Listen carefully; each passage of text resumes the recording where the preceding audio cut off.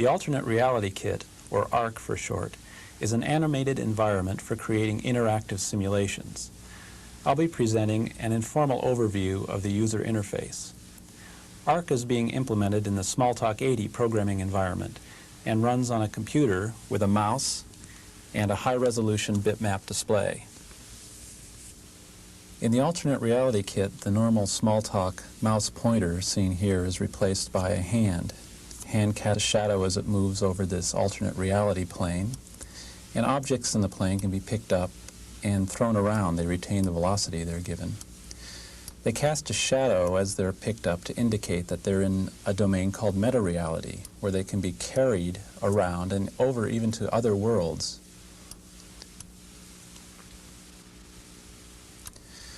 Let's look here at these two special kinds of objects. They're called interactors. They represent an interaction law of the environment like gravity or some law such as motion.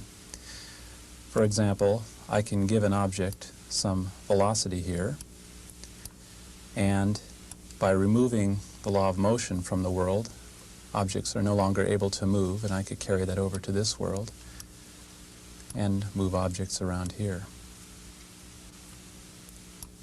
Okay.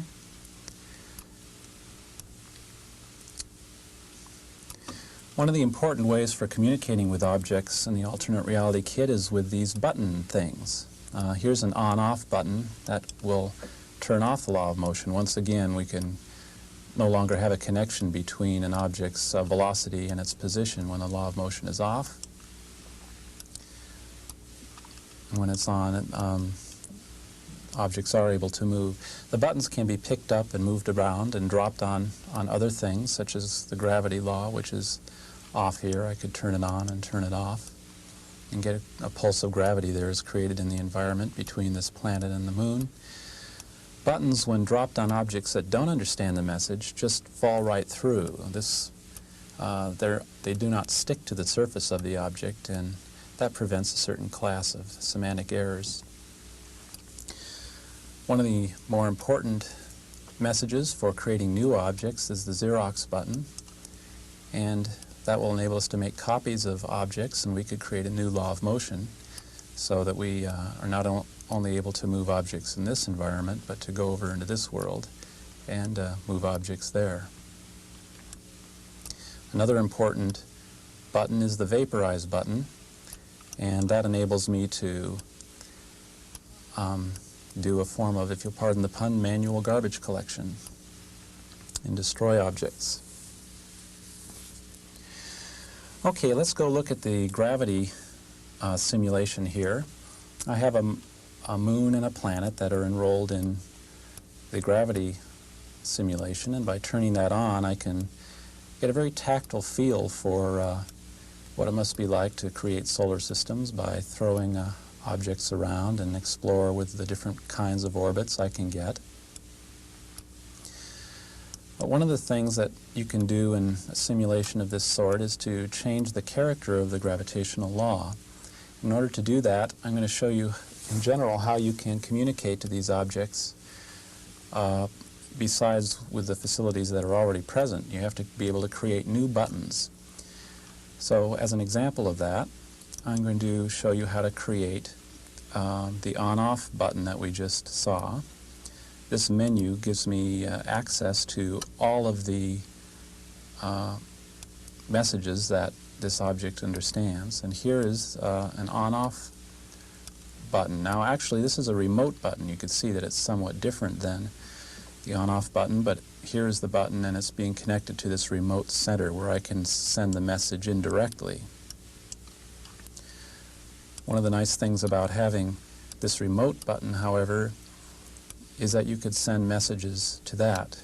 For example, I can convert it back into a button by sending it the as button message. If I just send that way, I can create the on-off button.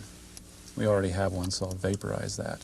But the as button message box is nice to have in the form of a button itself, so I'll turn itself into a button and we'll keep that around for future use. Back to the problem of trying to change the character of gravity, one of the things you might try to do is change the overall strength of the law of gravity by changing Newton's gravitational constant G. Here's our remote button message box, and this enables us to set G. Now here's another reason to have these remote buttons, is they allow access to parameters. I'm going to set G to, well, I have to provide some number, some numerical input to set the value of G to. So in order to get a number, I'm going to go over to the other world and get a slider switch that will allow me to create new numbers. This icon is an important object in the world, and that it enables me to create new objects. Stored within here I have things like this number scale and a slider device that will allow me to specify numbers. And in fact, this warehouse icon contains every Smalltalk object in the environment, so I could even create, if I wanted to for some reason, things like Smalltalk compilers, etc. Let's carry this back over to our first plane of reality here and plug in the argument to gravity there.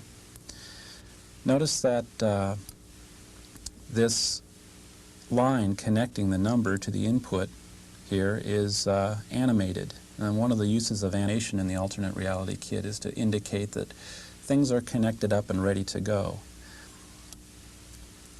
I'll put this over here. For example, if I were to drop this out in no man's land, the line is not animated because it doesn't know who it's going to be talking to. But as soon as this plug is satisfied that it's connected to someone that can understand its message, the line will start scrolling. And I could send over a value of G by deliberately pressing the send button. I could send over different values of G by pressing the send button. And now we could play with our modified gravitational law. One of the buttons that's useful is this toggle Perma send button, which puts this message box thing into permasend mode. What that does is essentially establish a one-way constraint between the number here and the value of G internal to the gravity simulation. And now as I slide this around, the value of G is continuously updated within the law of gravity.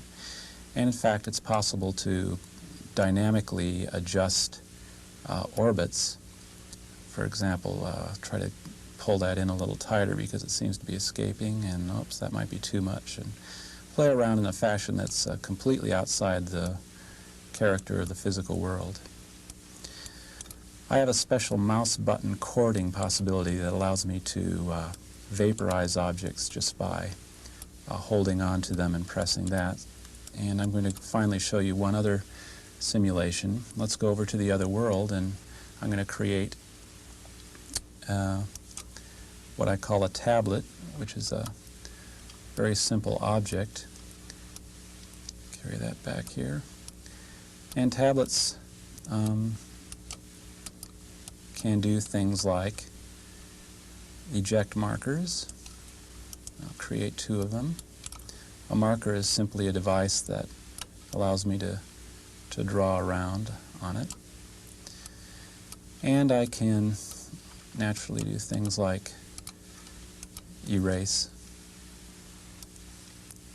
I'll turn that into a button.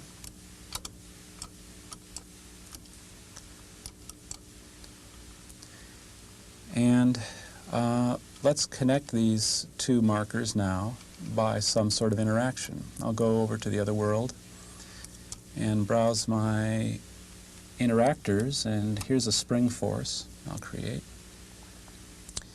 One of the things I'd like to remove from the environment is the Smalltalk menus you see. They're somewhat outside of the physical metaphor of ARC.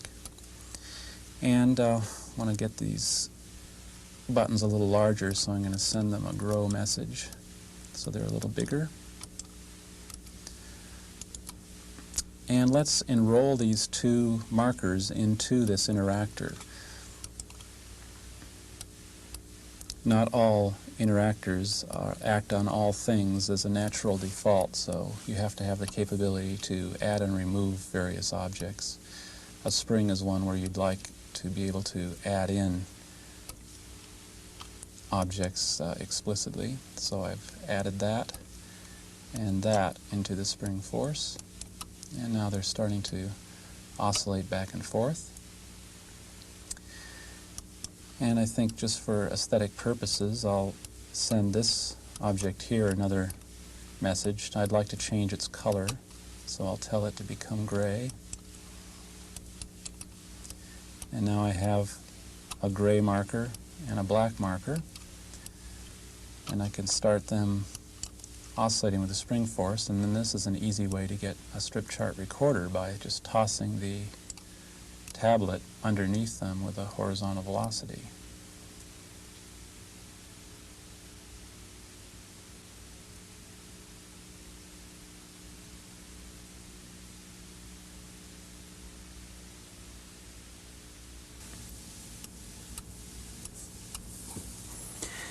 This has been a brief overview of the user interface on the alternate reality kit.